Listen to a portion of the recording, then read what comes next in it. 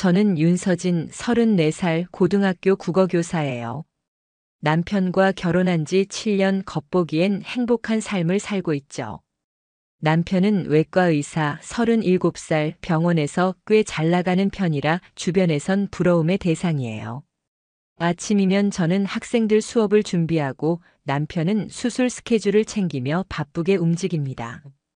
우리 집은 강남의 아담한 아파트, 작지만 깔끔하게 꾸며놓은 공간이에요.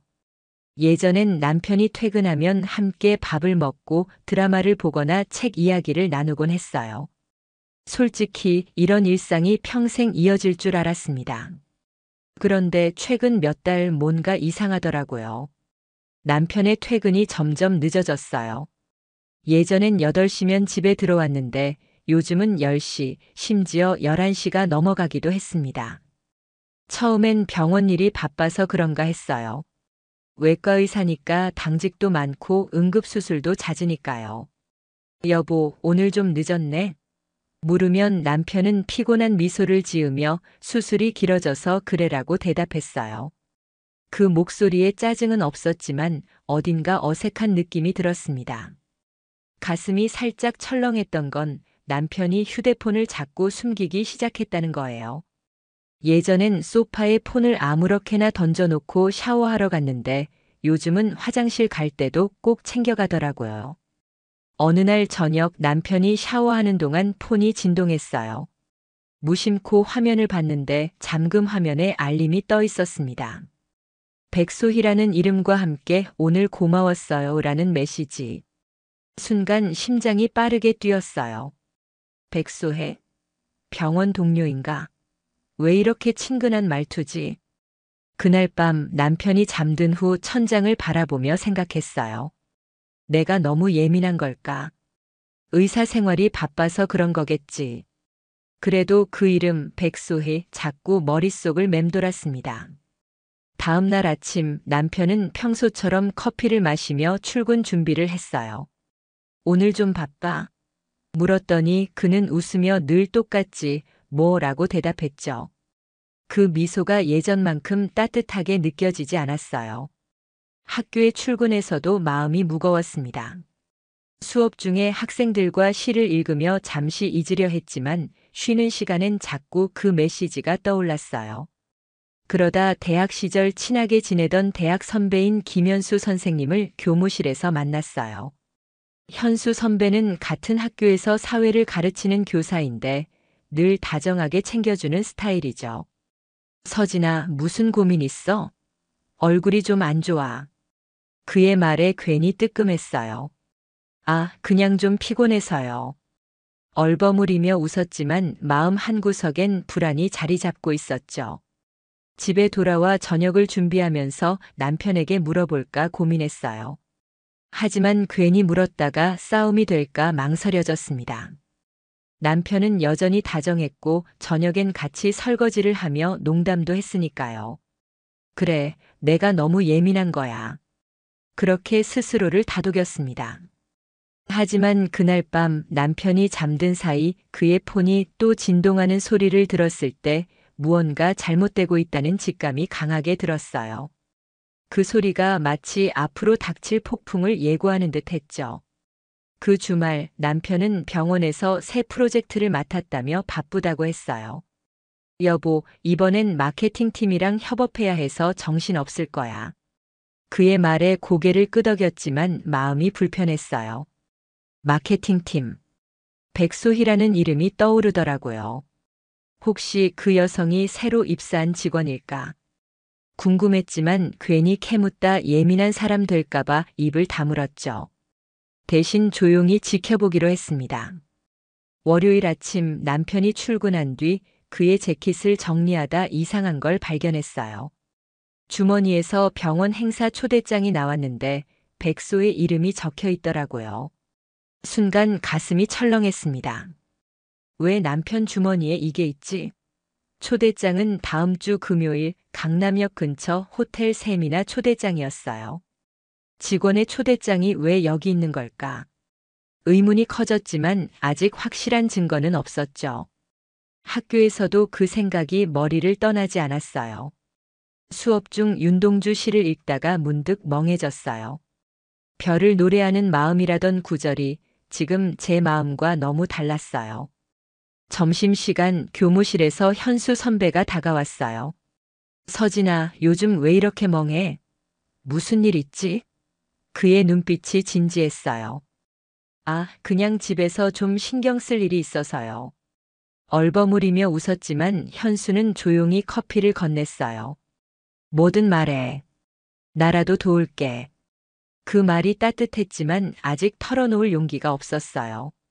그날 저녁 남편이 평소보다 일찍 들어왔어요. 여보, 오늘 좀 한가했어? 물었더니 그는 소파에 앉으며 수술이 일찍 끝나서라고 했죠. 그러더니 갑자기 제 손을 잡았어요. 서진아, 요즘 바빠서 미안해. 주말에 맛집 갈까? 그 다정함에 마음이 살짝 풀렸어요. 그래, 내가 너무 의심했나. 남편은 날 사랑하잖아. 그렇게 생각하려 했죠. 하지만 그 다정함이 부자연스러웠어요. 마치 제 의심을 눈치채고 무마하려는 것 같았거든요. 저녁을 먹으며 슬쩍 물어봤어요. 여보, 병원에 새로 입사한 사람 있다며? 마케팅팀? 남편의 손이 잠깐 멈췄어요. 분명히 봤습니다. 아, 응. 몇 명 왔지. 왜? 그의 목소리가 살짝 높았어요. 그냥 궁금해서. 더 캐묻지 않았지만 그 어색한 반응이 마음에 걸렸어요. 그날 밤 남편이 샤워하는 동안 그의 폰을 확인하고 싶은 충동이 들었어요. 하지만 손이 떨려 참아 못했죠. 내가 이렇게까지 불신해야 하나. 사랑했던 사람을 의심하는 게 이렇게 괴로울 수가 있나. 잠을 이루지 못하고 뒤척였어요. 거실에 앉아 초대장을 다시 꺼내봤습니다. 백소희. 이 여자 대체 누구지? 그리고 왜 남편과 가까운 걸까? 그 질문들이 점점 커져갔어요. 다음 날 저는 결심했어요. 이 불안을 그냥 둘 순 없다. 뭔가 알아내야겠어. 그 결심이 제 삶을 바꿀 첫걸음이 될 줄은 몰랐죠. 그 주가 지나면서 불안은 더 커졌어요. 남편의 늦은 귀가는 이제 일상이 됐고 매번 병원 일이 바빠라는 변명만 반복됐죠. 어느 날 아침 남편이 출근한 뒤 그의 셔츠를 세탁하려다 이상한 냄새를 맡았어요. 여자 향수 냄새였습니다. 달콤하고 진한 제가 쓰지 않는 향이었어요. 순간 숨이 막혔어요. 이게 뭐지? 남편이 다른 여자와 그렇게 가까이 있었단 말인가? 셔츠를 내려놓고 한참 멍하니 서 있었죠. 학교에서도 그 냄새가 머릿속을 떠나지 않았어요. 3교시 수업 중 학생이 선생님, 오늘 좀 피곤해 보이세요 라고 하더라고요. 그만큼 제 얼굴이 굳어 있었나 봅니다. 그날 저녁 남편이 돌아왔을 때 일부러 다정하게 굴었어요. 혹시 제 의심이 착각이라면 예전처럼 돌아갈 수 있지 않을까 싶었죠. 여보, 오늘 어땠어? 물으며 밥을 차렸어요. 남편은 평소보다 밝게 웃으며 오늘 좀 여유로웠지. 서진아, 내일 같이 스타벅스 갈까? 그 말에 살짝 마음이 흔들렸어요. 그래, 내가 너무 예민했나? 하지만 그 웃음이 어딘가 어색했어요. 식사 후 설거지를 하다 슬쩍 물어봤어요. 여보, 병원 세미나 준비 잘 돼가? 초대장 받는데 백소희 씨도 가? 남편의 손이 순간 멈췄어요. 아, 그거? 그냥 직원들 다 가는 거야. 왜? 그의 눈이 살짝 흔들렸어요. 그냥 이름이 익숙해서. 더 캐묻지 않았지만 그 반응이 제 의심을 키웠어요. 그날 밤 잠이 오지 않았어요. 침대에서 남편의 잠든 얼굴을 봤지만 예전처럼 따뜻함이 느껴지지 않았어요. 향수 냄새, 초대장, 어색한 다정함. 이 모든 게 우연일 리 없잖아요. 다음 날 학교에서 현수 선배가 또 커피를 건네며 물었어요. 서진아, 무슨 고민 중이야? 그 순간 털어놓고 싶었지만 아직 확신이 없었어요. 괜찮아요, 선배. 그냥 좀 정리할 게 있어서요. 미소로 넘겼지만 마음은 무거웠죠. 집에 돌아와 남편의 셔츠를 다시 꺼내봤어요. 향수 냄새는 여전했어요. 그 순간 결심했어요. 더 이상 혼자 끙끙 앓을 순 없다. 뭔가 알아내야겠어. 백소희가 누군지, 왜 남편과 얽힌 건지 진실을 파헤쳐야겠다고 다짐했죠. 그 주 금요일 학교에서 학부모 행사가 있었어요. 국어 과목 발표회라 저도 정신없었죠. 학생들 시 낭송 준비하랴, 학부모들 맞이하랴, 정신없는 와중에 그 여자를 만났습니다. 백소희. 행사장 입구에서 명찰을 달고 서 있는 그녀를 봤을 때 심장이 빠르게 뛰었어요. 명찰에 백소희 졸업생이라고 적혀 있더라고요. 졸업생? 갑자기 머릿속이 어지러웠어요. 어디서 들어본 얼굴 같았는데 그 순간엔 정확히 떠오르지 않았죠. 선생님 안녕하세요. 그녀가 다가와 인사했어요. 미소는 밝았지만 눈빛이 날카로웠어요. 저 백소희예요. 10년 전에 선생님 제자였죠. 그 말에 퍼즐이 맞춰졌어요. 소희, 그 소희였구나. 고등학교 때 조용하고 내성적인 학생이었던 아이. 근데 왜 여기 있는 거지? 아, 소희야. 잘 지냈어? 억지로 웃으며 물었지만 목소리가 떨렸어요. 네, 이제 병원에서 일해요. 마케팅 팀이요. 그녀의 대답에 가슴이 철렁했습니다. 남편 병원. 그 백소희였어. 대화는 짧았지만 어색함이 감돌았어요. 소희는 계속 미소를 지었지만 어딘가 날 탐색하는 느낌이었죠. 행사가 끝난 후 현수 선배가 다가왔어요. 서진아, 방금 그 졸업생이랑 무슨 얘기했어? 분위기가 좀 이상했는데. 그의 말에 고개를 저었어요.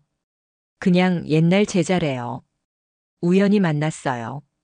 하지만 마음은 복잡했죠. 소희가 왜 학교에? 남편과 무슨 관계지? 집에 돌아와 남편에게 물어볼까 고민했어요. 하지만 또 변명만 들을 것 같았어요. 저녁 남편이 들어왔을 때 평소처럼 밥을 차렸어요. 여보, 오늘 학교 행사 어땠어?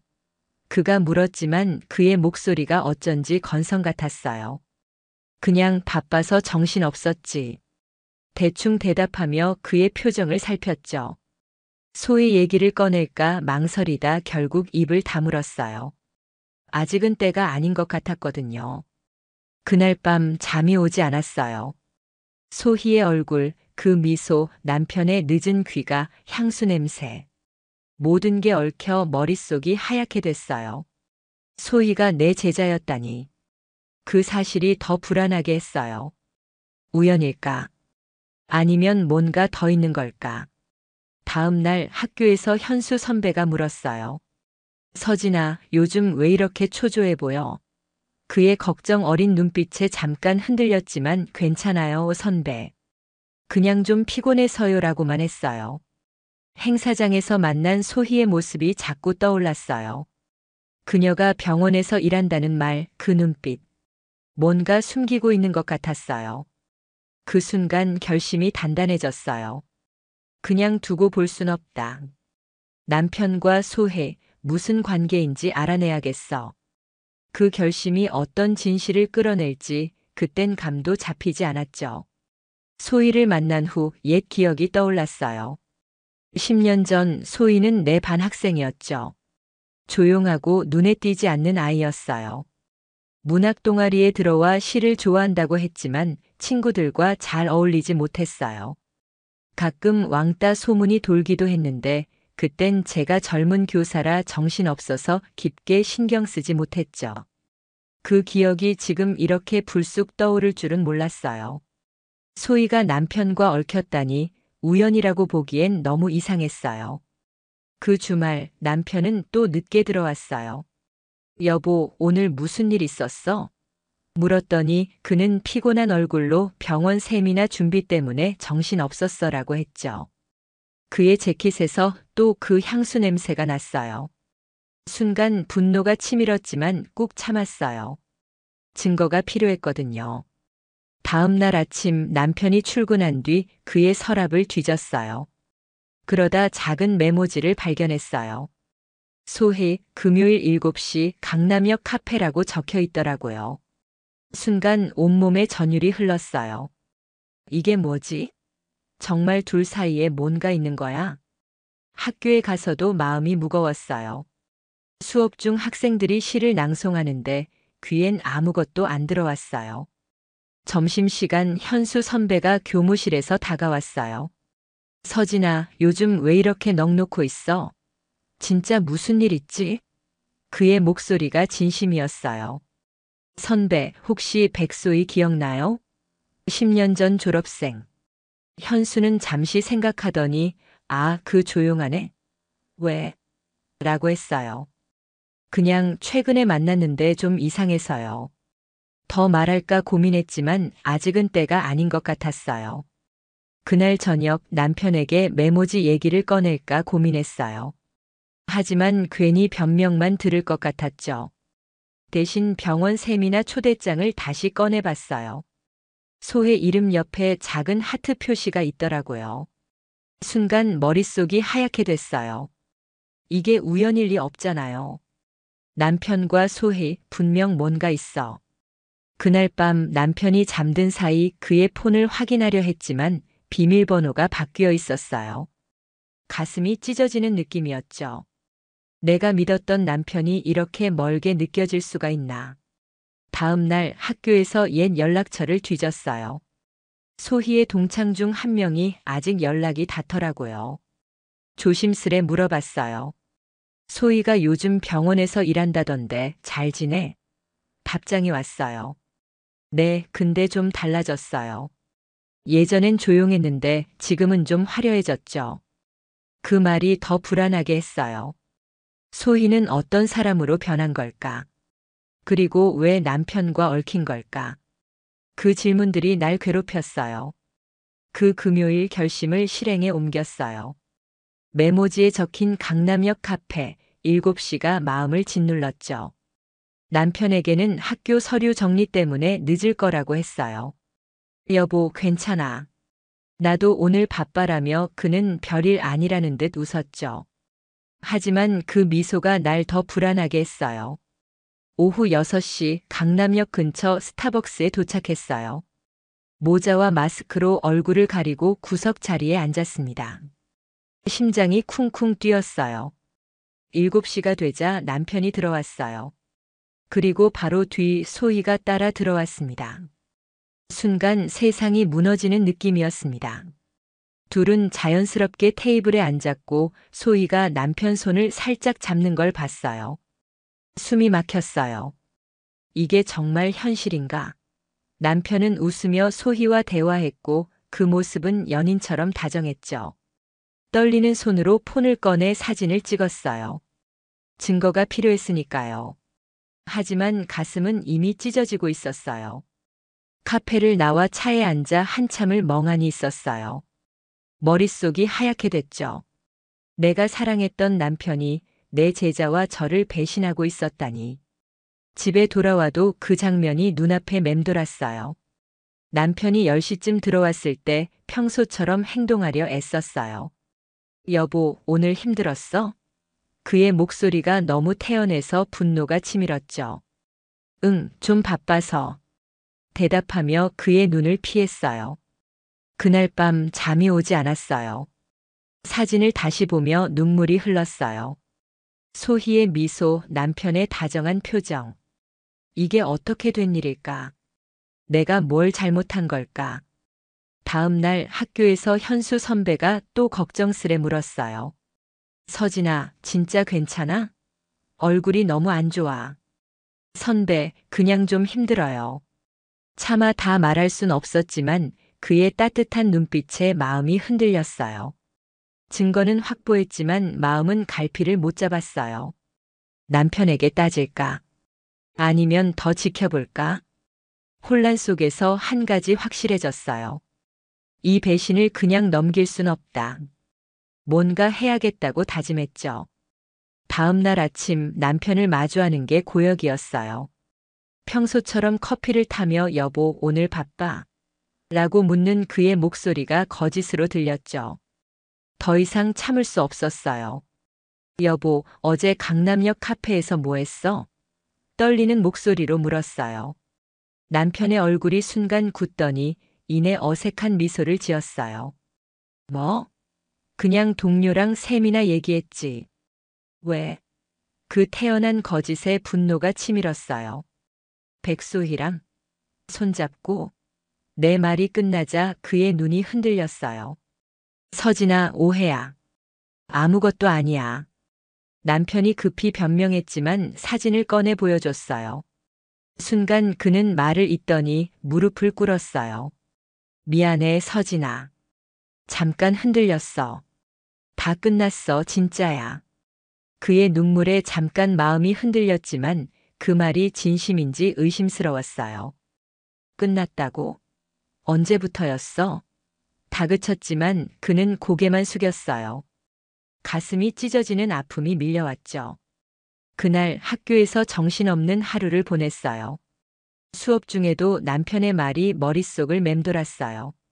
점심시간 현수 선배가 다가왔어요. 서진아, 오늘은 더 안 좋아 보여. 무슨 일인지 말해줄래? 그의 진심에 눈물이 차올랐지만 선배, 나중에요. 지금은 좀이라고만 했어요. 퇴근 후 우연히 소희에게서 메시지가 왔어요. 선생님, 오해예요. 저도 피해자예요. 그 말에 어이가 없었죠. 피해자? 대체 무슨 소리야? 집에 돌아와 남편을 다시 마주했어요. 그는 여전히 미안하다고 했지만 눈빛이 달랐어요. 진심이 아니라 들키지 않으려는 연기 같았죠. 그날 밤 그의 폰을 몰래 확인했어요. 비밀번호는 풀렸지만 소희와의 메시지는 삭제돼 있더라고요. 대신 최근 통화 기록에 소희 이름이 또 있었어요. 순간 온몸에 전율이 흘렀어요. 끝났다고 했던 게 거짓이었어. 이제 확실해졌어요. 남편은 여전히 소희와 이어지고 있었어요. 소희의 피해자란 말도 믿을 수 없었죠. 가정을 지키고 싶었지만 이 배신을 그냥 둘 순 없었어요. 소희의 피해자라는 메시지가 머릿속을 맴돌았어요. 다음 날 그녀가 학교 근처 카페에서 만나자고 연락해 왔어요. 망설였지만 진실을 알아야겠다는 생각에 갔죠. 강남역 근처 작은 카페, 소희는 창가에 앉아 있었습니다. 선생님, 오해예요. 그녀가 먼저 말을 꺼냈어요. 눈가가 촉촉했지만 그 눈빛이 진심인지 의심스러웠어요. 소희야, 무슨 오해야? 남편이랑 무슨 사이야? 단도직입적으로 물었죠. 소희는 한참 망설이다 입을 열었어요. 고등학교 때 저 왕따였어요. 선생님은 동아리 담당이었지만 잘 신경 안 썼죠. 그 상처가 아직도 남아 있어요. 그녀의 말에 가슴이 철렁했습니다. 그때 내가 소희를 더 챙겼어야 했나. 죄책감이 밀려왔지만 곧 분노로 바뀌었어요. 그래서 내 남편과 엮인 거야? 소희는 고개를 숙이며 그건 그냥 위로받고 싶었어요 라고 했어요. 하지만 그 말 진심으로 안 들렸죠. 집에 돌아와 남편을 관찰했어요. 그리고 그날 밤 남편이 잠든 사이 그의 노트북을 확인했어요. 이메일에서 소희와의 대화를 발견했죠. 지난주 금요일 정말 좋았어. 소희의 메일. 순간 온몸에 전율이 흘렀어요. 끝났다고 했던 게 다 거짓이었어요. 학교에서 현수 선배에게 털어놓고 싶었지만 아직 망설여졌어요. 점심시간 그가 다가와 서진아, 요즘 너무 힘들어 보여. 진짜 말 안 할 거야? 라고 물었어요. 선배, 곧 말할게요. 좀 정리할 시간이 필요해요. 그의 따뜻한 말에 눈물이 찔끔했죠. 소희의 상처, 남편의 배신, 내 죄책감. 모든 게 얽혀 머릿속이 혼란스러웠어요. 남편의 배신을 알았지만 가정을 지키고 싶었어요. 7년간 쌓아온 삶을 쉽게 포기할 순 없었죠. 다음 날 아침 남편에게 다시 물었어요. 여보, 소희랑 진짜 끝난 거 맞아? 그는 눈을 피하며 서진아 믿어줘. 다 정리했어 라고 했어요. 하지만 그 말, 이제는 텅 빈 메아리 같았죠. 학교에 가서도 마음이 무거웠어요. 학생들 앞에선 웃어야 했지만 속으론 무너지고 있었어요. 그날 오후 소희에게서 또 메시지가 왔어요. 선생님, 저를 너무 나쁘게 보지 말아주세요. 그리고 사진 한 장. 남편과 소희가 병원 로비에서 웃고 있는 모습이었어요. 순간 머릿속이 하얗게 됐어요. 이건 뭐지? 날 도발하는 거야? 소희의 행동이 점점 더 집착적으로 느껴졌어요. 화가 났지만 냉정해야 했어요. 증거가 더 필요했으니까요. 집에서 남편은 폰을 손에서 놓지 않았어요. 어느 날 밤 그가 샤워하는 동안 폰을 확인했어요. 소희와의 카톡, 내일 저녁 호텔에서라는 메시지. 가슴이 찢어지는 아픔이 밀려왔어요. 끝나지 않았어. 여전히 이어지고 있었어. 그 순간 가정을 지키려던 희망이 무너졌죠. 학교에서 현수 선배가 또 걱정스레 다가왔어요. 서진아, 이제 말해. 도울게. 그의 진심에 결국 눈물이 터졌어요. 선배, 남편이 다른 여자와 말을 잇지 못했지만 현수는 조용히 손을 잡아줬어요. 서진아, 내가 아는 정우는 예전에 좀 복잡한 그런 사람이었어. 그의 말에 귀가 번쩍했어요. 복잡하다니? 무슨 뜻이지? 현수 선배의 말이 머릿속을 맴돌았어요. 남편이 예전에 복잡한 사람이었다니 대체 무슨 뜻일까? 다음 날 학교에서 현수 선배를 따로 만났어요. 교무실이 조용한 틈을 타물었죠. 선배, 어제 정우 얘기 무슨 뜻이었어요? 현수는 잠시 망설이더니 한숨을 쉬었어요. 서진아, 정우 대학 때 좀 바람기가 있었어. 나도 놀랐지만 결혼 후엔 달라진 줄 알았지. 그 말에 숨이 막혔어요. 남편이 그런 사람이었단 말인가? 학교에서 수업을 하면서도 그 말이 떠나지 않았어요. 학생들이 문학 토론을 하는데 귀엔 아무것도 안 들어왔죠. 점심시간 현수 선배가 커피를 건네며 물었어요. 서진아, 이제 어쩔 거야? 그의 눈빛이 진지했어요. 모르겠어요, 선배. 그냥 가정을 지키고 싶었는데. 눈물이 차올랐지만 꾹 참았어요. 너 혼자 끙끙 앓지 마. 내가 도울게. 그의 말이 따뜻했어요. 다음 날 현수 선배에게 조언을 구했어요. 서진아, 조심해. 정우가 눈치챌 수도 있어. 그의 말에 고개를 끄덕였죠. 학교에서 소희에게서 또 메시지가 왔어요. 선생님, 제발 오해 풀어주세요. 그리고는 또 사진 한 장 첨부돼 있었죠. 남편과 소희가 병원 세미나에서 나란히 서 있는 모습. 순간 머릿속이 하얗게 됐어요. 그 사진은 그냥 단순한 일적 관계라는 걸 말하는 게 아니라 도발이었어요. 소희는 날 괴롭히고 있었죠. 현수 선배에게 그 사진을 보여줬어요. 서진아, 이건 심각해. 법적으로 대응할 수도 있어. 그의 말이 단단한 위로가 됐죠. 소희의 도발이 점점 노골적이 됐어요. 다음 주 학교 익명 게시판에 이상한 글이 올라왔어요. 국어 선생님, 남편 바람 피우는 거 아시죠? 라는 제목. 순간 온몸에 전율이 흘렀어요. 소외짓이 분명했죠. 학생들 사이에서 소문이 퍼지기 시작했고 동료 교사들도 힐끔거렸어요. 교무실에서 현수 선배가 다급히 다가왔어요. 서진아, 이건 뭐야? 괜찮아? 그의 걱정에 눈물이 찔끔했어요. 선배, 누가 이런 짓을 말을 잊지 못했죠. 집에 돌아와 남편에게 따졌어요. 여보, 소희가 학교에까지 이런 짓을 해. 당신이 정리한 거 맞아? 남편은 당황한 얼굴로 서진아, 내가 알아볼게.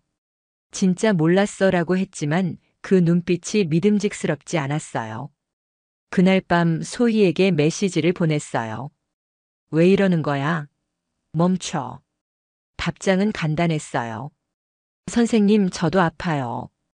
그 말에 어이가 없었죠. 아프다고? 날 무너뜨리면서. 학교에서 점점 더 시선이 따가웠어요. 학생들이 수업 중 속삭이는 소리가 들렸고 학부모 전화까지 왔어요. 선생님, 소문 때문에 아이가 혼란스러워해요. 가슴이 찢어지는 느낌이었죠. 현수 선배가 위로했어요. 서진아, 이건 명예훼손이야. 법적으로 대응하자. 그의 말에 고개를 끄덕였지만 마음은 무거웠어요. 내 삶이 이렇게 무너지고 있다니. 그날 저녁 남편의 폰에서 또 소희와의 메시지를 발견했어요. 의심해도 괜찮아. 우린 계속 갈 거야. 순간 머릿속이 하얗게 됐어요. 이건 배신이야. 더 이상 참을 수 없었어요. 현수 선배에게 전화했어요. 선배, 도와주세요. 이제 싸워야겠어요. 그의 목소리가 단호했어요. 그래, 서진아. 같이 하자. 소희의 행동이 내 삶을 망가뜨리고 있었어요. 하지만 그녀가 왜 이렇게까지 집착하는지 알아야겠다고 생각했죠. 다음 날 현수 선배의 도움으로 소희의 동창에게 연락했어요. 소희가 고등학교 때 왕따였다고 하던데 기억나? 동창은 한숨을 쉬며 답했어요. 네, 심했죠. 특히 문학 동아리에서 따돌림 당했어요. 서진 선생님이 동아리 담당이었는데 별로 신경 안 쓴 것 같았어요. 그 말에 가슴이 철렁했습니다. 내가 방관자였던 걸까? 그날 밤 소희에게 메시지를 보냈어요. 카페에서 다시 만나자. 그녀는 망설이다 동의했어요. 강남역 카페, 소희는 피곤한 얼굴로 앉아 있었어요. 소희야, 왜 이렇게까지 하는 거야? 단도직입적으로 물었죠. 그녀는 눈물을 글썽이며 말했어요. 선생님, 그때 저를 지켜주지 않았잖아요. 그 상처가 아직도 아파요. 그러더니 덧붙였어요. 정우 씨는 저를 이해해줬어요. 순간 분노가 치밀었어요. 그래서 내 남편을 뺏은 거야? 내가 피해자라도 지금 넌 가해자야. 소희는 고개를 숙였지만 반박하지 않았어요. 집에 돌아와 그 말을 곱씹었어요. 내가 소희의 상처를 외면한 게 사실이라면 이 비극의 시작은 나일까. 하지만 그 죄책감도 오래가지 않았어요. 남편의 배신은 선택이었으니까요. 그날 밤 현수 선배에게 전화했어요.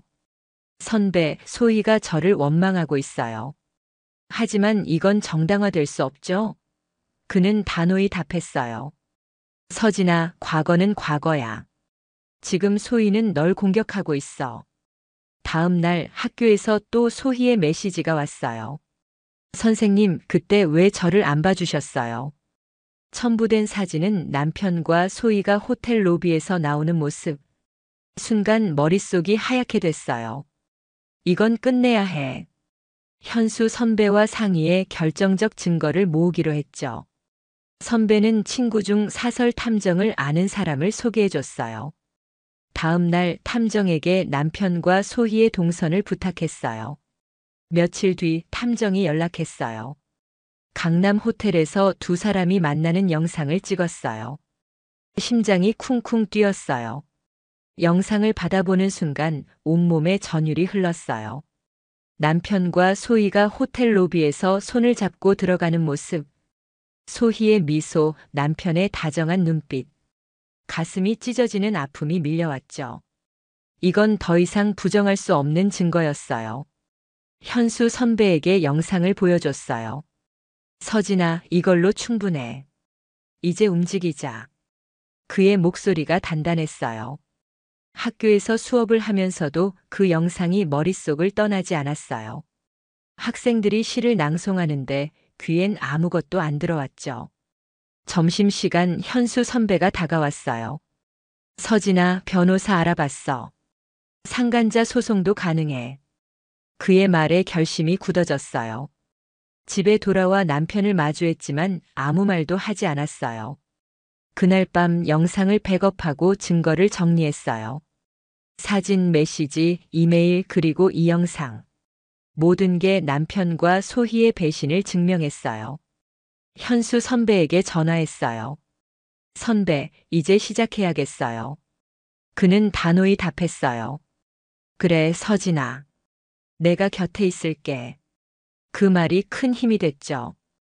이제 반격의 시간이 왔다. 증거를 손에 쥔 후 반격을 시작했어요. 현수 선배가 소개한 변호사와 상의해 계획을 세웠죠. 먼저 남편이 근무하는 병원 이사회에 익명으로 영상을 보냈어요. 의사의 부적절한 관계, 병원 이미지 실추 우려라는 메모와 함께요. 며칠 뒤 소식이 들려왔어요. 남편이 직위 해제로 내부 징계를 받았다는 거예요. 심장이 쿵쿵 뛰었어요. 이게 시작이야. 동시에 소희에게도 칼을 겨눴어요.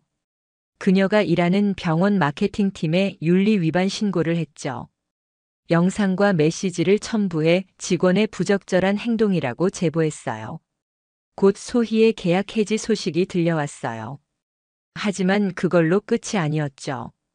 소희의 부모님께 편지와 함께 영상을 보냈어요. 편지를 쓰며 손이 떨렸지만 후회는 없었어요. 학교에서도 소문이 잦아들었어요. 현수 선배가 익명 게시판 글을 삭제하고 소문을 잠재우는데 도움을 줬죠. 서진아, 잘했어. 이제 내가 주도권을 잡았어. 그의 말이 위로가 됐어요. 집에서 남편은 점점 초췌해졌어요. 누가 날 찌른 거야? 그의 당황한 목소리에 차갑게 답했어요. 여보, 당신이 한 선택이겠지. 그날 밤 변호사에게 전화했어요. 이혼 서류 준비해 주세요. 상간자 소송도요. 변호사는 단호히 답했어요. 증거가 완벽합니다. 승산 있어요. 그 말을 듣는 순간 가슴이 무거우면서도 홀가분했어요. 이제 끝낼 때다. 남편의 몰락을 지켜보는 건 씁쓸했어요. 병원에서 쫓겨난 그는 집에서도 망연자실했죠. 어느 날 밤 그가 무릎을 꿇었어요. 서진아, 제발 다시 시작하자. 내가 잘못했어. 그의 눈물은 진심 같았지만 내 마음은 이미 차가웠어요. 사랑은 실수지만 배신은 선택이야. 그 선택엔 책임이 따르지. 이혼 서류를 내밀었어요. 그는 떨리는 손으로 서류를 보며 아무 말도 못했죠. 다음 날 변호사와 상간자 소송을 최종 점검했어요. 소희에게도 소송장이 날아갔어요. 그녀에게서 메시지가 왔어요. 선생님, 저를 이렇게 망가뜨려야 했나요? 첨부된 사진은 그녀의 일기장 페이지. 사랑인 줄 알았던 건 복수였고, 복수인 줄 알았던 건 외로움이었다. 그 글을 읽으며 잠깐 연민이 들었지만 곧 고개를 저었어요. 소희의 외로움이 내 가정을 파괴한 핑계는 될 수 없었죠. 학교에서 현수 선배가 다가왔어요. 서진아, 이제 괜찮아? 그의 따뜻한 눈빛에 미소 지었어요. 선배, 이제 새로 시작할게요. 그는 고개를 끄덕이며 너라면 잘할 거야 라고 했어요. 집에 돌아와 남편의 짐을 정리했어요. 그는 조용히 집을 나갔죠. 그 뒷모습을 보며 더 이상 아픔은 없었어요. 변호사에게서 연락이 왔어요. 병원의 정우 씨 비리 제보도 마무리됐습니다. 재취업 힘들 겁니다. 그 말을 듣는 순간 모든 게 끝났다는 생각이 들었어요. 이혼이 마무리되고 학교로 돌아왔어요. 교사로서의 삶은 여전히 바빴지만 그 속에서 평온을 찾았죠. 학생들 앞에서 시를 가르치며 문학이 인간의 욕망과 상처를 담는다고 말했어요. 욕망은 때론 누군가를 망치지만 그걸 딛고 일어서는 게 우리예요. 학생들이 고개를 끄덕이는 모습을 보며 나 자신에게도 하는 말 같았어요. 남편은 병원계에서 완전히 밀려났어요. 소문에 따르면 지방으로 내려가 조용히 지낸다고 했죠. 소희는 정신과 치료를 받으며 사회적으로 고립됐어요. 그녀의 SNS는 더 이상 업데이트되지 않았죠. 그들의 몰락을 보며 복수심은 없었어요. 다만 내가 옳은 선택을 했다는 확신만 남았죠. 현수 선배는 여전히 곁에서 응원해줬어요. 어느 날 점심시간 그가 웃으며 물었어요. 서진아, 이제 좀 웃는 얼굴이 됐다. 새 출발 어때? 선배, 이제 괜찮아요. 다시 시작할게요. 그의 미소가 따뜻했어요. 학교에서 학생들과 문학을 나누고 퇴근 후 강남 카페에서 책을 읽는 일상이 새롭게 다가왔어요. 어느 날 밤 창밖을 보며 생각했어요. 배신은 아팠지만 그 상처 덕에 더 단단해졌어요. 가족은 피가 아니라 마음으로 이어진다는 걸 배웠죠. 학생들, 현수 선배, 그리고 나 자신. 그게 내 새로운 가족이에요. 수업 중 한 학생이 물었어요. 선생님, 문학은 왜 중요한가요? 나는 단호히 답했어요. 인간의 이야기를 지키기 위해서요. 그 순간 내 눈빛은 흔들림이 없었어요. 과거는 지나갔고 미래는 내 손에 있어요. 그 확신이 날 앞으로 나아가게 했죠. 우리 식구가 모인 자리에 저 자식을 버젓이 데리고 와. 딸의 재롱잔치 날 아내가 다른 남자와 함께 나타났다. 그 순간 내 인생은 산산이 조각났다. 하지만 그건 시작에 불과했다. 죽은 줄만 알았던 아이, 그리고 숨겨진 진실. 저는 중년의 남자, 정확히 말해 44입니다. 살다 보면 말문이 막힐 정도로 어처구니 없는 일을 겪게 되죠. 얼마 전 우연히 본 한 편의 영화가 제 심장을 그대로 도려냈습니다. 왜냐고요? 아무에게도 말하지 못했던 제 인생의 비극이 영화 속에 똑같이 펼쳐졌기 때문입니다. 그 영화는 억울하게 목숨을 잃은 한 여자가 죽음 너머에서 되살아나 자신을 파멸시킨 자들에게 복수를 시작하는 이야기였습니다. 세상은 그들을 희생부활자라고 불렀습니다. 죽음도 그들을 멈추지 못했고 분노는 그들을 다시 세상으로 끌어올렸죠. 불교에서도 환생이란 개념이 있습니다. 생전에 지은 인연과 선행이 다시 이승에서 만남을 이어준다고 하죠. 죽은 자가 다시 살아온다는 점에서 희생부활자나 환생이나 본질은 다 있다고 생각합니다. 물론 그 이유는 전혀 다르겠지만요. 그런 이야기를 저는 전혀 믿지 않았습니다. 제 아내가 죽기 전까지는 말이죠. 그런데 그 믿지 않았던 일이 제 눈앞에서 현실이 됐습니다.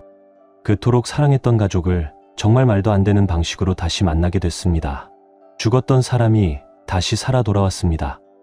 그건 제 인생을 지옥에서 건져낸 기적이었습니다. 이야기를 들으시면 분명 가슴을 치게 되실 겁니다. 이 모든 건 제 신혼 시절로부터 시작해야겠네요. 저는 지나가는 사람마다 한 번쯤은 돌아볼 만큼 눈에 띄는 여인, 그야말로 길거리에서 마주치면 헉하고 숨 멎을 정도의 미모를 가진 여자와 결혼했습니다. 직장 연애 끝에 결혼했고 예쁜 딸까지 낳아. 회사에서도 지인들 사이에서도 인생 성공했네라는 말을 수없이 들었습니다. 처음엔 아내가 남들의 시선을 받을 때마다 묘한 자부심이 느껴졌습니다. 하지만 결혼 후, 그것도 아이 엄마가 된 뒤에도 아직도 클럽에 갈 듯한 복장으로 회사에 나가는 걸 보며 마음이 복잡해지더군요. 자기야, 그 치마 너무 짧은 거 아니야? 그리고 옷이 너무 붙어서 걸을 때마다 치마가 말려 올라가. 자기야, 그게 전략이라는 말 몰라? 내 치마가 1mm씩 짧아질수록 내 연봉도 같이 올라가는 거야. 이건 내 스타일이고 당신도 이 스타일에 반해서 결혼했잖아. 내 말이 틀렸어? 지금 미인계를 써서 연봉을 올리겠다는 거야? 실력으로 승부 봐야 하는 거 아니야? 실력만으로 되는 세상이었으면 좋겠지만 아직은 아니야. 여자가 회사에서 살아남으려면 머리부터 발끝까지 무기가 돼야 해. 자기야, 우리 아직 젊잖아. 내가 회사 그만두고 집에 있으면 이 집 유지할 수 있어? 맞벌이 하는 걸 고맙게 생각하고 내일은 내가 지킬 테니까 걱정 접어두시고 나 먼저 나간다. 아내의 말솜씨는 마치 마법 같았습니다. 말이 안 된다고 생각하다가도 막상 아내가 조목조목 따지고 들면 내가 괜히 오바했나 싶어지고 말죠. 매일 아침마다 옷차림을 두고 시작된 잔소리는 결국 제가 말문이 막히는 걸로 끝나곤 했습니다. 지금 와서 돌이켜보면 저는 아내에게 철저하게 가스라이팅을 당하고 있었던 겁니다. 모든 것을 자기 중심으로 해석하고 그게 뜻대로 되지 않으면 감정적으로 조종하며 원하는 걸 반드시 쥐고야 마는 성격. 그런 아내와 함께 살면서 늘 곁에 있어도 외로웠습니다. 하지만 그 시절 제게 유일한 위로가 있었죠. 딸아이 사랑이를 돌봐주는 장인어른 장모님의 존재였습니다. 허서방, 자네가 이해하게. 어릴 때부터 치장하는 걸 좋아했지. 애 낳고 나이 들었다는 소리 듣기 싫어서 더 그러는 거야. 그래도 미모 하나는 사랑이한테도 자네한테도 남는 장사 아니겠나. 내가 나중에 따로 불러서 얘기할 테니 너무 마음 쓰지 말게. 예쁜 마누라 둔죄라 생각하고 행복한 고민이라 여기게나. 괜찮습니다, 어머니. 우리 사랑이 봐주시는 것만 해도 정말 감사하죠. 아침부터 무슨 말이 그렇게 많아? 차 조심, 사람 조심, 개 조심. 알지. 오늘도 무탈하게, 얼른 출근하게. 솔직히 제가 결혼을 결심한 건 아내의 외모 때문만은 아니었습니다. 그 사람은 제가 가진 보잘것없는 것들조차 최고라 말해주는 사람이었고, 그런 아내를 따뜻하게 품어주는 장모님이 있었기 때문이었죠. 요즘 세상의 외손주를 위해 모든 걸 내려놓고 시골에서 올라와 살림을 봐주는 장모님이 어디 흔합니까? 용돈이라도 드리려 하면 단칼에 거절하시고, 그런 모습을 볼 때마다 전 생각했습니다. 나 진짜 복 많은 놈이구나. 그렇게 따뜻한 마음으로 출근한 어느 날, 회사에 도착하자마자 느낄 수 있었습니다. 부장의 눈길이 이미 아내에게 고정돼 있었다는 걸. 와, 오늘 한 대리 너무 섹시한 거 아니야? 이 각선미 좀 봐. 보는 내가 다 숨막혀. 부장님, 저 아직 제 몸매에 100% 만족 못해요. 에이, 말도 안 되는 소리. 자기는 이슬만 먹고 사는 거지? 화장실도 안 가지? 이슬은 먹죠. 부장님이 주시는 이슬이요. 하하, 진짜. 말은 어쩜 그렇게 살살 녹이게 잘해? 지연씨, 내 애인 해줄래? 어머, 부장님 또 시작이시다. 캄다운 오피스 와이프라는 말 있잖아요. 제가 그거 해드리면 되잖아요. 어때요? 오피스 와이프 좋다. 마음에 들어. 그래, 회사에선 서 대리가 내 공식 오피스 와이프야. 알았지? 하하, 정말 부장님도. 그 꼴을 지켜보며 제 머릿속에선 수십 번이나 똑같은 상상이 그려졌습니다. 지금 당장 저 인간 멱살을 잡아 끌고 화장실로 끌고 가. 입에서 피가 터지도록 후려치고 싶은 충동이 들었지만 그럴 수 없었습니다. 지연과 나, 그 사이에 있었던 약속 때문이었죠. 자기야, 부장이 요즘 눈치가 예민해. 나 유부녀인 거 알면 어린 여자들한테 치일 게 뻔하잖아. 그러니까 굳이 티내지 말자, 알겠지? 그리고 결혼 반지도 출근할 땐 잠깐만 빼둘게. 이 모든 건 우리 미래를 위한 거야.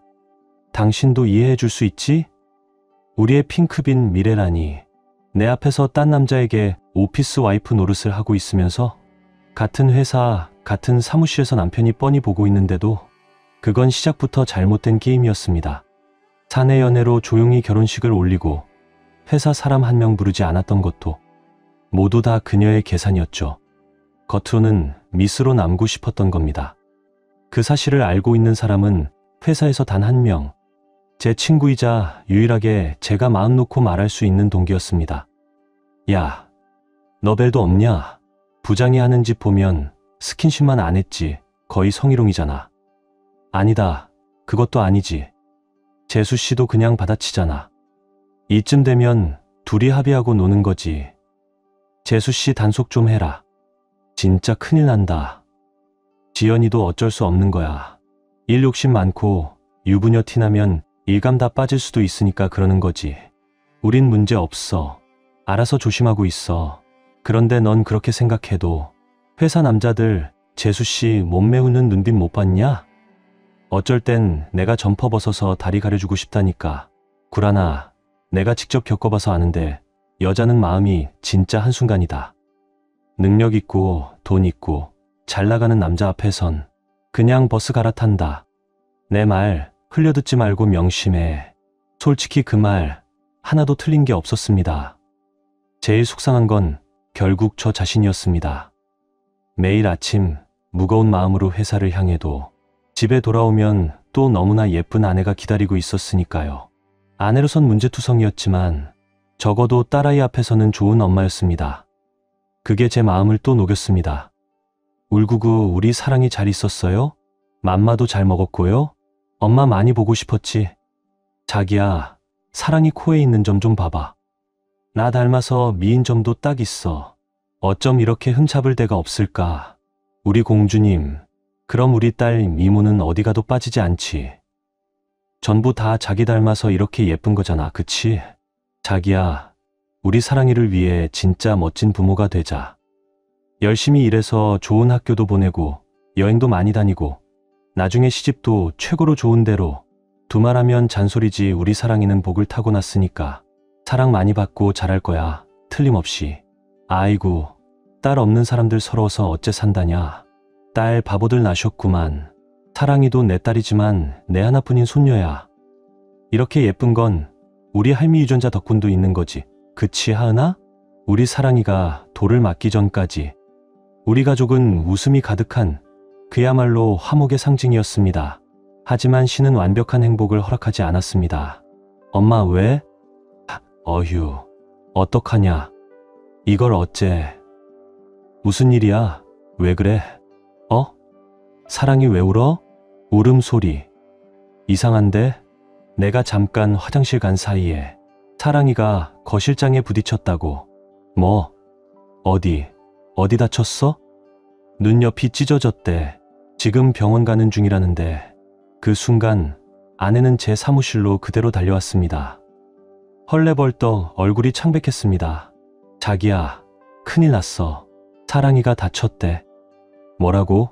어디? 어떻게 다쳤는데? 엄마가 잠깐 자리를 비운 사이에 거실장 모서리에 지금 병원 가야 해. 조퇴한다고 말하고 당장 가자. 자기야, 나 진짜 미안한데 오늘 중요한 PT 발표가 있어. 3개월 내내 준비한 거잖아. 이거 놓치면 과장 승진 물 건너가. 발표까지 딱 1시간 남았어. 제발 자기가 좀 대신 가주면 안 될까? 그래도 엄마가 가야지. 사랑이가 분명 엄마 찾을 텐데. 사랑이가 분명히 엄마 찾을 텐데.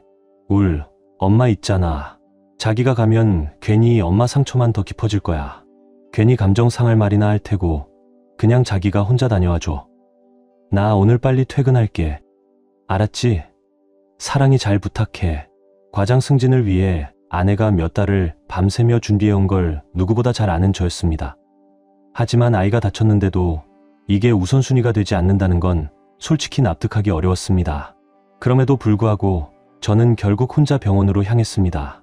사랑이는 거실장 모서리에 얼굴을 부딪혀 눈옆이 찢어졌고 열두 바늘이나 꿰매야 했습니다. 어서방 정말 미안하네. 내가 뭐라고 드릴 말씀이 없네. 아이 키우다 보면 누구나 한 번쯤 겪는 일이잖아요. 일부러 그러신 것도 아닌데요. 너무 마음 쓰지 마세요. 차라리 내 눈이 찢어졌으면 왜 우리 사랑이 얼굴에 상처가 나는 거야. 내가 죽을 죄를 지었네, 정말. 요즘 세상에 성형기술이 얼마나 좋아요. 상처만 잘 아물면 사랑이 조금 더 크면 티 하나도 안 나요. 그리고 사랑이 엄마는 오늘 중요한 일이 있어서 아이가 다쳤는데 그보다 중요한 일이 세상에 어디 있어요. 아휴, 자네 말이 다 맞지. 근데 우리 지연이도 마음이 복잡해서 자칫 장모 보다가 감정 격해질까봐 오늘 일찍 퇴근한다니까 이해 좀 해줘. 자네는 어찌 그렇게 마음이 태평양인가. 고맙네, 정말 고마워. 다행히 눈에는 이상이 없었고 의사는 상처만 잘 아물면 괜찮을 거라고 말해주었습니다. 장인 장모님과 함께 사랑이를 안고 집으로 돌아가는 길. 저는 마음 한켠이 무너져 내리는 걸 느꼈습니다. 여자아이 얼굴 한쪽을 덮을 만큼 큰 반창고를 붙이고 새근새근 잠든 아이를 보며 그 밤은 그저 조용히 흘러갔습니다. 그런데 시계를 보니 새벽 4시. 지연이는 돌아오지 않았습니다. 걱정이 밀려들었습니다. 수십 번, 수백 번 전화를 걸었지만 받지 않는 아내. 우리는 회사의 결혼 사실을 비밀로 하고 있었기에 회사 사람에게 물어볼 수도 없었습니다. 밤을 꼬박 새우며 저는 앉은 채로 아침을 맞이했습니다. 그리고 그때 전화벨이 울렸습니다. 자기야, 대체 왜 이렇게 전화를 안 받아? 무슨 일이야? 어디야? 괜찮아? 그게 어제 발표 끝나고 갑자기 회식이 잡혀서 나오려고 했는데 도저히 빠질 수가 없었어. 사랑이 걱정은 안 됐어? 아이가 다쳤다고 하면 일 끝나자마자 달려와야지. 그게 엄마 아니야? 그게 상식이야. 너 이게 말이 된다고 생각해? 미안해. 진짜 나도 어쩔 수 없었어. 사랑이는 괜찮아? 그 순간 저는 평생 처음으로 아내에게 욕을 퍼붓고 싶은 충동을 억눌렀습니다. 그걸 이제 묻냐? 내가 엄마냐?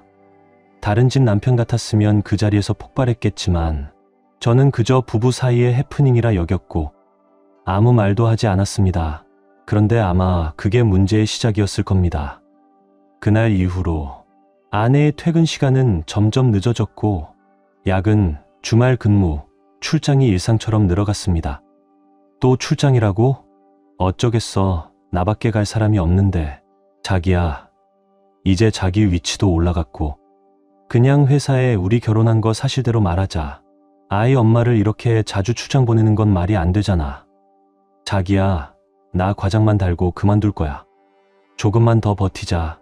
진짜 얼마 안 남았어. 근데 자기 왜 자꾸 이래? 사람이 이렇게 이랬다 저랬다 하면 힘들어. 나는 정말 살려고 발버둥 치는 거잖아. 멀리 출장도 가고 일도 잡고 출장 간다고 하면 잘 다녀오란 말은 못해도 또 출장? 이게 뭐야? 그럼 당신이 이 집 책임질 수 있을 만큼 능력을 키우든가. 나도 회사 관두고 집안일이나 하지 뭐. 나도 그러고 싶어. 매일 출근하는 거 진짜 지긋지긋하거든. 그 말을 들은 순간 저는 또 제가 말을 심하게 했나 싶어 미안함이 몰려왔습니다. 하지만 그건 미안해할 일이 아니었습니다. 그녀의 말이 사실이 아니라는 증거는 곧 아주 사소한 것에서 시작됐습니다. 지연아 출장 가는데 수영복은 왜 챙긴 거야? 속옷이랑 헷갈린 거지. 그런가 봐. 근데 왜 가방 뒤지고 그래? 멀리 간다길래 뭐 빠뜨린 거 없나 보고 있었지. 수영복은 내 서랍에 넣어뒀어. 엄마. 엄마 내가 할게. 내가. 엄마는 사랑이나 잘 봐줘. 자기야, 나 다녀올게. 출장 가는데 수영복이라니. 짧은 치마, 선명한 레드립, 그리고 부장놈과의 가벼운 농담 따위는 그냥 그럴 수 있다며 애써 넘겨왔습니다. 하지만 여행 가방에 수영복이 들어있는 걸 본 순간 제 안에 무언가 끈적하고 차가운 찝찝함이 맴돌기 시작했습니다. 그날 이후 지연의 외출은 점점 더 노골적이 되어갔습니다. 그리고 분명히 도가 지나쳤습니다. 요즘 무슨 일 있어? 그냥 날씨가 좋잖아. 사랑이랑 산책이라도 갈까 했는데 근데 나 오늘 모임 있어. 또? 무슨 모임인데? 와인 스쿨. 거래처 사람들이 다 와인을 마시길래 좀 알아보려고. 그녀는 시계를 확인하더니 급히 외출 준비를 마치고 나갔습니다. 회사 동기 모임, 필라테스, 독서 모임, 등산, 이제는 와인 스쿨까지. 이상하게도 모임은 다 달라도 준비 과정은 똑같았습니다. 속옷을 고르느라 한참을 고민하고 화장은 점점 진해졌으며 향수는 지나칠 정도로 강했습니다. 그날은 휴일이었습니다. 장인 장모님께는 바람 좀 쐬시라고 권해드렸고 저는 사랑이와 함께 집에 남아 시간을 보냈습니다. 그런데 전화벨이 울렸습니다. 심장이 덜컥 내려앉았습니다. 박 과장. 무슨 일이야? 지금 어디야? 집인데 왜? 자네 재수씨 오늘 와인 스쿨 간다고 했지? 그래. 왜? 근데 지금 우리 아버지 칠순이라 호텔에 왔는데 서 대리가 어떤 남자랑 팔짱 끼고 라운지바에 앉아 있더라고. 둘이 애정행각이 장난 아니야. 뭐라고? 내가 눈을 의심해서 몇 번을 비볐는지 알아? 볼 만지고 다리 만지고 키스까지. 가까이 보니까 자네 와이프 맞더라. 그럴 리 없어. 그래서 사진도 찍었어. 지금 바로 보내줄게. 박 과장의 말이 끝날 때까지만 해도 저는 믿지 않았습니다. 그럴 리 없다고, 말도 안 된다고. 그런데 곧 알림창이 떴습니다. 바다호텔 라운지바라는 제목과 함께 여러 장의 사진이 도착했습니다. 사진 속 여자 누가 봐도 지연이었습니다. 옆자리 남자는 그녀의 얼굴을 어루만지고 다정하게 다리를 스치듯 쓰다듬고 있었습니다. 입맞춤까지 주고받는 장면은 변명의 여지가 없었습니다. 사진은 끝이 없었습니다. 너무 놀란 나머지 휴대폰이 손에서 미끄러져 바닥에 떨어졌습니다. 아내와 함께했던 시간이 무빙필름처럼 머릿속을 스쳐 지나갔고 눈물이 저도 모르게 볼을 타고 흘러내렸습니다. 그때 아무것도 모르는 사랑이가 다가와 작은 손으로 제 무릎을 툭툭 쳤습니다. 아빠 울지 마. 아야 했어. 내가 치료해 줄게.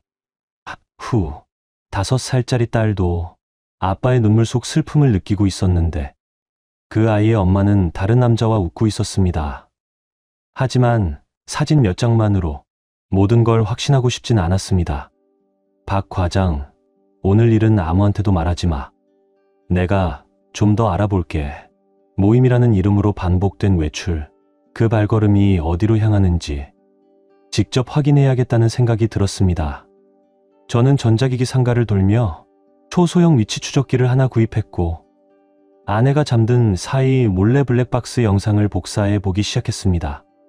하지만 가장 중요한 건 결정적인 현장을 직접 잡는 것이었습니다. 그런데 어떻게 그때 문득 고등학교 시절 친구가 떠올랐습니다. 사람 뒤를 추적하는 걸 즐기던 녀석. 결혼 후엔 연락이 끊겼지만 지금이라면 그를 다시 찾아야 했습니다. 6년 만에 전화를 걸었습니다. 야, 구란이냐? 드디어 연락했네. 잘 살고는 있었냐? 그냥 버티고 있었다. 혹시 재수씨 때문이냐? 어떻게 알았어? 너 목소리만 들어도 감이 와. 이 바닥에서 몇 년을 굴었는데 사랑이 이제 5살이야. 나 어떻게 해야 하냐? 긴 말 필요 없다. 내가 도와줄게. 일단 자존심 따위는 집어치워. 지금부터는 증거를 차곡차곡 쌓아야 해. 친권, 양육권, 위자료 다 너한테 와야지. 그러니까 정신 바짝 차려. 하나도 놓치지 말고. 구란이는 과거부터 사람을 추적해왔고 그 일이 직업이 되어 지금은 심부름센터를 운영하고 있었습니다. 수많은 의뢰인들을 상대했지만 가장 친한 친구가 대상이 되자 꽤 충격이었을 겁니다. 그래도 그는 묵묵히 움직였고 아내의 뒤를 조용히 추적하기 시작했습니다. 그리고 단 한 가지를 당부했습니다.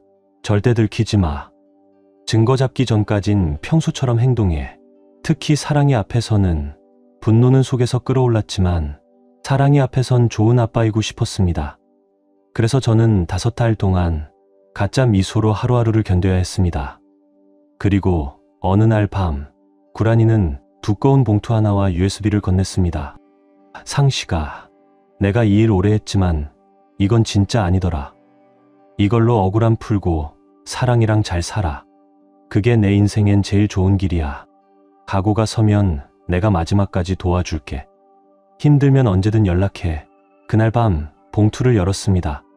사진에는 차 안에서 입맞춤을 나누는 장면, 호텔과 모텔을 함께 드나드는 모습, 커튼 너머로 엉켜있는 실루엣까지 도저히 말로 표현할 수 없는 배신과 수치가 담겨 있었습니다. 더 충격적인 건 우리 집 주차장에서도 그런 장면이 있었고 그 직후엔 아무렇지 않게 사랑이를 안고 웃으며 집으로 들어오던 모습이었습니다. 겉으론 착한 아내, 좋은 엄마인 척. 모두 거짓이었습니다. 당장이라도 진실을 퍼붓고 싶었지만 저는 친구의 말대로 차분히 기다리기로 했습니다. 그리고 그 적절한 순간은 곧 찾아왔습니다. 오늘 사랑이 재롱잔치 있는 거 알지? 난 오전만 일하고 유치원 바로 갈 건데 당신은? 미팅이 있어서 좀 어려울 것 같아. 이번엔 당신이 혼자 가줄 수 있을까?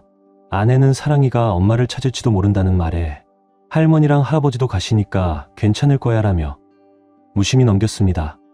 저는 조용히 되물었습니다. 사랑이가 정말 신경 안 쓰는 걸까? 아니면 당신이 사랑이를 신경 안 쓰는 걸까? 아내는 불쾌한 듯 대답했습니다. 엄마가 자기 딸 신경 안 쓰는 사람이 어딨어? 지금 하는 모든 일이 다 사랑이 때문이야. 멋진 엄마가 되어야 사랑이도 나처럼 되고 싶다고 생각하지 않겠어? 그래, 당신 말이 맞겠지. 오늘은 내가 다녀올게. 그 말을 끝으로 저는 화장실로 향했습니다. 속이 뒤집히고 참기 힘든 구역질이 올라왔습니다. 토해도 마음속 분노는 식지 않았습니다. 하지만 제가 쉽게 이혼을 결심하지 못했던 이유는 사랑이를 끔찍이도 아끼는 장인어른과 장모님 때문이었습니다. 저를 친아들처럼 대해주는 그분들께 차마 이혼 얘기를 꺼낼 수 없었습니다. 괜찮아요, 장모님. 어제 술을 좀 해서요. 원래 술도 안 하던 사람이 요즘 왜 그래? 회사 일 때문이야? 네, 그냥 스트레스가 좀 있어서요. 일도 좋지만 건강부터 챙겨야지. 오늘 사랑이 재롱잔치 끝나고 지연이 좋아하는 이탈리안 말고 한정식 집으로 가세. 자네 장인 생일이기도 하고. 아, 정신이 없어서 깜빡했네요. 괜찮아. 내가 예약할게. 그대로 와. 장모님의 따뜻한 말에도 저는 마음이 무겁기만 했습니다. 회사에 출근했지만 일은 손에 잡히지 않았고 결국 실수를 연달아 하게 됐습니다. 요즘 왜 그래? 이사님한테 욕먹었잖아. 죄송합니다. 이런 식이면 승진은 물 건너갔어. 조퇴 좀 해도 될까요? 됐고, 맘대로 해. 욕을 뒤로 한 채 저는 사랑이의 재롱잔치를 보러 달렸습니다. 그 아이가 무대 위에서 춤추며 노래하는 모습을 보는 순간 눈물이 왈칵 쏟아졌습니다. 이렇게 예쁜 아이를 두고 차마 배신한 그 사람 정말 원망스러웠습니다. 지연은 끝내 오지 않았습니다. 장인, 장모님과 저는 장인어른 생신을 맞아 한정식 집으로 향했습니다. 회사 일이 그렇게 바빠? 사랑이가 얼마나 엄마를 찾았는지 알아? 사위는 휴가까지 내고 참석했는데 너는 정말 실망이다. 예전 같았으면 지연이도 많이 힘들어요. 좀 이해해 주세요. 라고 했겠지만 이젠 그 말조차 입에 잘 붙지 않았습니다. 시사를 기다리던 중 문자 한 통이 도착했습니다. 사진 여러 장이 첨부되어 있었습니다. 대낮대로변. 한 남자와 지연이 서로 껴안고 입을 맞추고 있었습니다. 마치 20대 연인처럼 주변 시선도 신경 쓰지 않고 다정한 스킨십을 나누는 모습. 가장 충격적인 건 그 사진이 찍힌 시간이 바로 사랑이 재롱잔치가 한창이던 때였습니다. 구란이의 메시지도 도착했습니다. 상씨가 이건 아니다. 내 아내는 아내로서도 엄마로서도 자격이 없는 것 같다. 여기서 끝내는 게 맞다. 저는 조용히 생각했습니다. 오늘이구나. 마침내 끝낼 때가 왔다. 그리고 그녀가 도착했습니다. 말끔하게 차려입고 웃으며 말했습니다. 아, 미안 좀 늦었네. 아빠, 생신 축하드려요. 그리고 사랑이도 미안해. 그리고는 한 남자를 데리고 들어왔습니다. 여긴 우리 거래처 상사님이에요. 그 남자는 카메라 영상 속 지연과 함께 있던 바로 그 남자였습니다. 반갑습니다. 말씀 많이 들었습니다. 그는 당당하게 악수를 내밀었습니다. 저는 이를 악물고 고개만 살짝 끄덕였습니다. 자기야, 사랑이 재롱잔치 어땠어? 영상 찍었지? 좀 보여줘. 응, 있어. 근데 부모님 눈 불편하시니까 내가 노트북 가져와서 크게 보여드릴게. 저는 사전에 정리해둔 영상과 사진을 그 자리에서 꺼내 틀었습니다. 처음엔 사랑이의 무대 영상이었습니다. 모두 흐뭇하게 바라보던 그 순간 화면이 전환되었습니다. 그 안엔 지연과 남자의 모든 진실이 담겨 있었습니다. 호텔 로비, 차량 안, 그리고 함께 있는 장면들. 저게 뭐야? 사랑이 엄마 맞아? 저 옆에 남자는 누구야? 저는 조용히 말했습니다. 영상 속 여자는 사랑이 엄마고 그 옆에 있는 남자는 지금 이 자리에 함께 있는 사람입니다. 지연 씨가 사랑한다고 말한 남자죠. 정적이 흘렀습니다. 장인어른의 손이 떨렸고 장모님은 입을 틀어막은 채 눈을 감았습니다. 너 이게 무슨 짓이냐? 우리가 너를 어떻게 키웠는데 이렇게까지 할 수 있어? 지연은 담담하게 말했습니다. 저 사람 사랑해요. 이젠 숨기고 싶지도 않아요. 나도 내 인생 찾고 싶었어요. 사랑이 아빠는 좋은 사람이지만 더는 함께 살고 싶지 않아요. 그럼 사랑이는? 사랑이까지 데리고 갈 셈이야? 사랑이는 내 딸이에요. 내가 낳은 아이야. 당연히 같이 가야죠. 안 돼. 적어도 사랑이만은 안 돼. 비켜요. 하은아, 가자. 딸아이는 혼란스러워하면서도 엄마를 반복했습니다. 저는 끝까지 가로막았습니다. 사랑이는 두고 가. 너는 이미 모든 신뢰를 잃었어. 지연은 망설이다가 결국 아이를 안고 자리를 떴습니다. 장모님은 쓰러질 듯 울었고 장인어른은 그 자리에 주저앉고 말았습니다. 저는 조용히 증거를 모아 친권과 양육권을 확보한 뒤 정리하려 했습니다. 사랑이만 곁에 있다면 다른 건 중요하지 않았습니다. 하지만 지연은 그 생각마저 꿰뚫은 듯 장인어른 생신 자리에 상간남을 데려왔고 결국 사랑이까지 안고 떠나버렸습니다. 그날 이후 장모님은 흐느끼셨고 장인어른은 입을 굳게 다문 채 저를 바라보았습니다. 딸 없는 자식이라 생각하고 살겠네. 자네 상처 꼭 보상하겠네. 하지만 그 말로는 아무 위로가 되지 않았습니다. 그 후로 저는 술로 버텼습니다. 자책하며 하루하루를 무감각하게 보내고 있을 무렵 낯선 번호가 집요하게 전화를 걸어왔습니다. 처음엔 받지 않았습니다.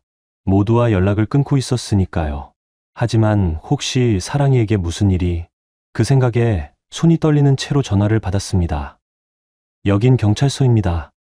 한지연 씨 남편분 되시죠? 오늘 아침 아내분이 교통사고로 사망하셨습니다. 그 한마디에 모든 것이 멈췄습니다. 동승자는 남성 1명과 5살 여아로 추정되는 아이였습니다. 저는 병원으로 미친 듯이 달려갔습니다.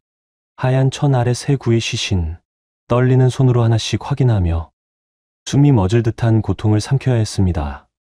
충격 이후 차량 폭발이 있었던 것으로 추정됩니다. 시신이 많이 훼손되어 확인이 어렵습니다. 저는 사랑이의 작고 차가운 손을 붙잡은 채 하늘을 향해 울부짖었습니다. 내가 뭘 그렇게 잘못했길래 왜 가장 소중한 걸 데려가는 거냐고. 아이는 이제 겨우 5살이었습니다. 세상을 제대로 알아갈 틈도 없이 이렇게 떠나야 했습니다. 그 순간 누군가 제 어깨를 툭툭 쳤습니다. 장인어른이었습니다. 내가 대신 갔어야 했어. 왜 그 아이가. 자네까지 잃는 건 나는 도저히 못 견딘다. 사는 사람은 살아야 해.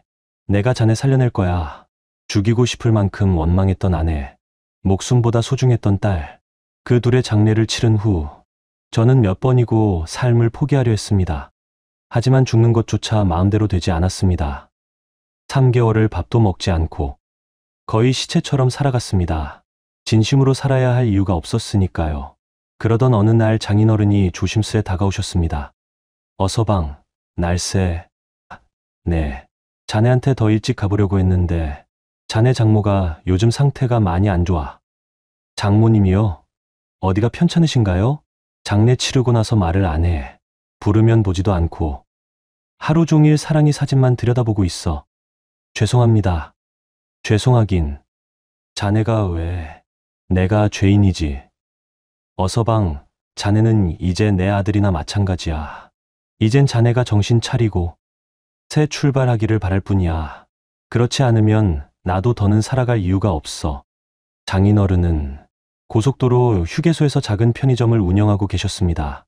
그날 이후 저는 마음을 다잡았습니다. 하늘에 있는 사랑이에게 보여주고 싶었습니다. 아빠, 이렇게 잘 살고 있으니 걱정하지 마. 그렇게 장인어른은 편의점을 제게 넘기셨고 저는 아르바이트도 쓰지 않고 3년을 하루도 쉬지 않고 일만 했습니다. 피곤하면 잡생각이 안 날 것 같아서 고속도로 위 편의점은 수많은 사람들이 스쳐 지나가는 곳이었습니다. 가끔씩 제 가슴을 덜컥 내려앉게 하는 순간이 있었습니다. 엄마, 아빠 손을 잡고 행복하게 웃는 여자아이들을 볼 때면 사랑이가 보고 싶다는 생각을 떨칠 수가 없었습니다. 저렇게 평범한 삶이 왜 저에겐 불가능한 일이 돼버렸는지 세상이 너무 원망스러웠습니다. 그날도 여느 때와 다름없는 아침이었습니다. 편의점 냉장고에 음료를 채우며 하루를 준비하던 중이었죠. 그때 한 여자아이의 목소리가 들렸습니다. 아저씨, 아저씨. 아, 손님, 죄송합니다. 오래 기다리셨죠? 하며 고개를 드는 순간 저는 그 자리에서 얼어붙고 말았습니다. 코에 있는 작은 점, 눈가에 흐릿하게 남은 상처, 그리고 죽은 지연을 닮은 초롱초롱한 눈동자까지 사랑이가 살아 돌아온 줄 알았습니다. 저는 아이에게 다가가 그대로 말을 걸고 말았습니다. 너 몇 살이야? 네. 이름이 뭐니? 아저씨 아파요. 놔주세요. 너 사랑이지? 사랑이 맞지? 아빠야 아빠라고. 그때 아이의 부모로 보이는 이들이 아이 울음소리를 듣고 급히 달려왔고 아이는 금세 안겨서 밖으로 나갔습니다. 잠시 후 아이의 아빠로 보이는 남자가 다시 돌아와 저를 향해 따져 물었습니다. 당신 뭐야? 우리 딸한테 왜 그랬어? 혹시 아이 이름이 사랑이 아닌가요? 그리고 8살 맞죠? 그걸 당신이 왜 알아? 수상하잖아. 설마 어린이 성범죄자 아니야? 아니요. 전 절대 그런 사람 아닙니다. 3년 전에 교통사고로 하늘로 보낸 제 딸이랑 너무 닮아서 그만. 아무리 그래도 그렇지 애가 얼마나 놀랐겠어요. 저희는 아이를 낳아보진 않았지만 아이 잃은 슬픔이 어떤 건지는 조금은 이해해요. 그래도 아무한테나 이러는 건 예의가 아니라고 생각합니다. 그리고 이거 계산 안 하고 먹었던 거 제가 계산하고 갈게요. 저는 그 남자의 말 속, 아이를 낳아보진 않았지만 이라는 구절이 귓가에 맴돌았습니다. 지금 뭐라고 했지? 그게 무슨 뜻이지? 달려가서 당장이라도 묻고 싶었습니다. 사랑이 시신도 확인했고 장례까지 직접 치렀는데 그 아이가 도무지 눈에서 사라지지 않았습니다. 멀리서 세 사람은 점심 식사를 하고 있었습니다. 물어볼까 말까 수백 번은 망설였습니다. 식사를 마친 부부가 아이와 함께 차에 타려는 순간 저는 결국 달려갔습니다. 잠깐만요. 아까 그 편의점 사장님? 왜요? 또 뭐 계산 안 한 거라도 있나요? 아니요. 아까 너무 죄송해서요. 차 한잔하고 가시라고요. 자기야, 그냥 가자. 지수, 엄마. 아직 체크인까지 시간 남았어. 뭐, 그쪽이나 우리나 사연 있는 얼굴들이니 그러죠 뭐. 그때 아이와 아내는 저를 경계하듯 바라봤고 결국 아이 아빠와 단둘이 이야기를 나누게 됐습니다. 아까 정말 놀라셨죠? 죄송합니다. 뭐 이해는 해요. 저도 100일도 안 된 딸 먼저 보내고 폐인처럼 살다가 지수를 만나고 나서야 조금 숨을 쉬며 삽니다. 지수라고 하셨죠? 따님 나이가 올해 초등학교 1학년이에요. 우리 식구가 된 지 딱 3년 됐어요. 3년이요? 네. 사실 이 휴게소가 우리에겐 굉장히 의미 있는 장소거든요. 의미 있는 장소요? 그땐 아내랑 서울을 떠나 좀 멀리 여행 가자고 길을 나섰는데 휴게소 한쪽에서 어떤 여자아이가 자지러지게 울고 있더라고요. 엄마를 잃어버린 줄 알고 미아 신고도 하고 경찰도 불렀어요. 그런데 CCTV를 보니까 한 여자가 아이를 두고 차를 타고 떠나더라고요. 마스크를 써서 얼굴도 안 보였고 너무 파렴치해서 복지시설에 맡기려 했는데 떠나려던 순간 발걸음이 떨어지지 않더라고요. 결국 한 달만 돌보다가 좋은 집에 보내자 했는데 아내가 그러더라고요. 지수 절대 못 보내. 그렇게 우리 가족이 됐습니다. 지금 생각해도 인생에서 제일 잘한 일 같아요. 그럼 지수 눈 옆에 난 작은 상처. 혹시 언제 생긴 건지 아시나요? 그건 지수를 처음 봤을 때부터 있었어요. 우린 몰랐는데 아이 씻기다가 아내가 먼저 봤죠. 저기 선생님, 부탁 하나만 드려도 될까요? 전 3년 전에 딸을 잃었습니다. 그런데 따님이 정말 너무 닮아서요. 네, 간절히 바라면 이루어진다고 했던가요. 저는 아이를 다시 만날 수 있었습니다. 지수야, 아저씨가 궁금한 게 있대. 지수가 알려줄 수 있겠어? 아까 그 편의점 아저씨잖아? 맞아, 편의점 아저씨다. 지수 주려고 지수가 제일 좋아하는 초콜릿도 가져왔네. 우와, 이거 장난감 들어있는 거잖아. 열어봐야지. 초콜릿이 중요한 게 아니었습니다. 저 아이가 정말 내 딸이라면 하늘의 별이라도 따다 주고 싶었습니다. 그런데 너무나 아프지만 꼭 알고 싶은 질문을 꺼냈습니다. 지수야, 저번에 미안해. 아저씨 딸이랑 지수가 너무 닮아서 그랬어. 정말 미안해. 아저씨 딸이 저랑 닮았다고요? 응, 난 우리 엄마랑 아빠 닮았는데. 그럼 그렇지. 근데 아저씨가 딱 하나만 물어볼게. 대답해 줄 수 있어? 전에 이 편의점 있는 휴게소 와본 적 있다고 했지. 언제 왔는지 기억나? 기억은 잘 안 나는데 그때 어떤 아줌마가 저한테 뽑기 하자고 했어요. 근데 갑자기 사라졌어요. 그래서 너무 무서웠던 기억이 나요. 뽑기.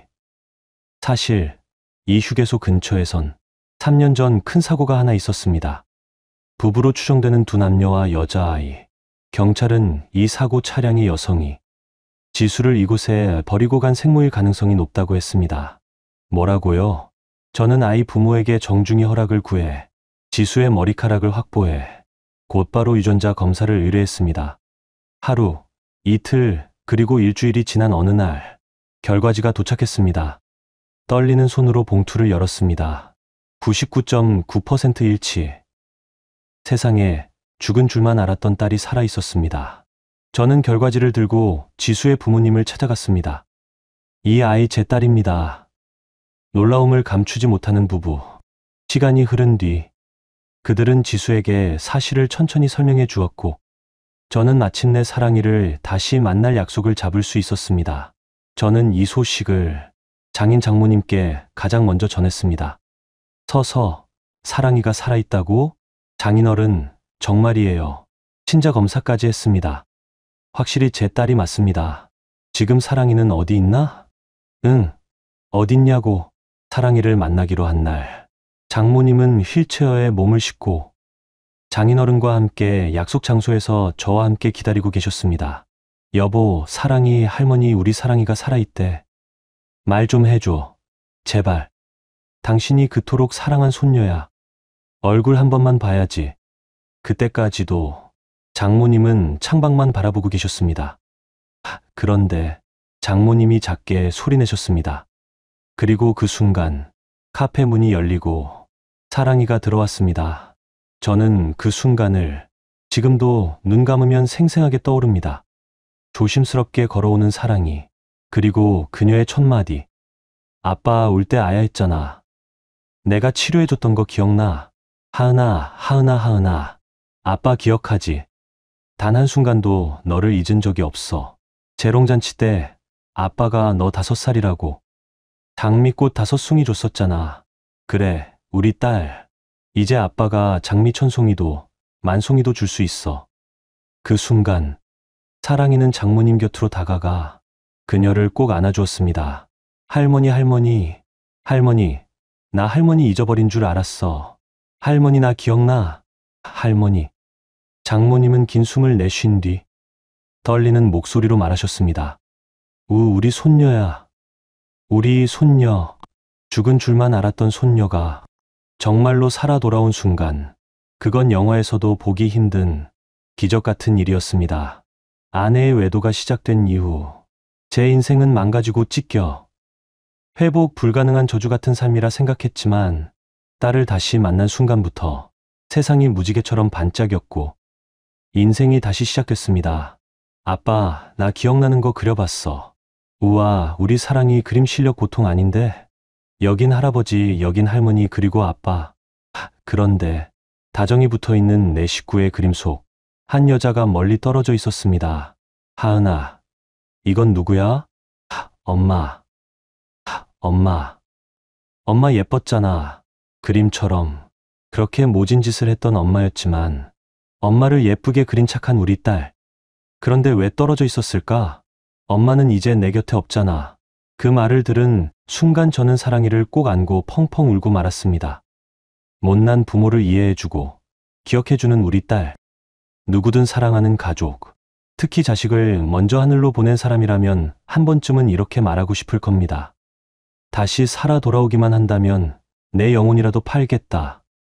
이제 제 딸은 제 인생 그 자체입니다. 그토록 잃고 싶지 않았던 사랑, 결국 기적처럼 다시 돌아왔습니다. 죽음과 절망 끝에서 손에 쥔 건 아이의 작은 손이었고, 그 손이 제 인생을 다시 숨쉬게 했습니다. 사랑은 떠나도 흔적은 남습니다. 부모의 삶은 자식의 거울입니다. 그러니 부디 오늘도 아이에게 부끄럽지 않은 어른으로 살아주세요. 이 이야기를 통해 뼈저리게 느꼈어요. 끝까지 함께해 주셔서 진심으로 감사합니다. 공감하셨다면 구독과 좋아요로 마음을 나눠주세요. 그리고 응원의 댓글을 남겨주시면 더 좋은 영상을 만들 수 있는 힘이 됩니다.